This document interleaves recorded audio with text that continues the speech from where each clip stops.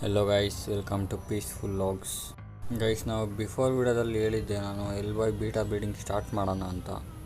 Guys, ಈಗ ನೋಡ್ಬೋದು ನೀವು, ಇದು ಎಲ್ ಬಾಯ್ ಮೇಲ್. ಇದು ಟ್ಯಾಂಕಲ್ಲಿ 1 ವೀಕ್ ಮುಂಚೆ ಅಕ್ಲಿಮೇಟ್ ಮಾಡಿದ್ದೆ. ಮತ್ತು ಟ್ರಾನ್ಸ್ಪರೆಂಟ್ ಗ್ಲಾಸ್ ಅಂತ ತಗೊಳ್ಳಿ ಗೈಸ್, ಅದರಲ್ಲಿ ಫೀಮೇಲ್ ಆ್ಯಡ್ ಮಾಡೋಕ್ಕೆ. ಮತ್ತು ಪ್ಲಾಸ್ಟಿಕ್ ಕವರ್ ಒಂದು, ಅದು ಬಬಲ್ ನೆಸ್ಟ್ ಫಾರ್ಮ್ ಮಾಡೋಕ್ಕೆ ಈಸಿಯಾಗಿರುತ್ತೆ.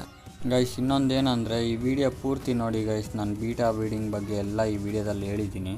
ಮತ್ತು ಇಷ್ಟಲ್ಲೇ ಪಾರ್ಟ್ 2 ಅಪ್ಡೇಟ್ ಮಾಡ್ತೀನಿ. ಈಗ ನೋಡ್ಬೋದು ಗೈಸ್ ನೀವು ಫೀಮೇಲ್ ಹೇಗಿದೆ ಅಂತ. ಫುಲ್ಲು ಕಾಪರ್ ಟೈಲಲ್ಲೆಲ್ಲ ಹೇಗಿದೆ, ಫುಲ್ಲು ಫೆದರೆಲ್ಲ.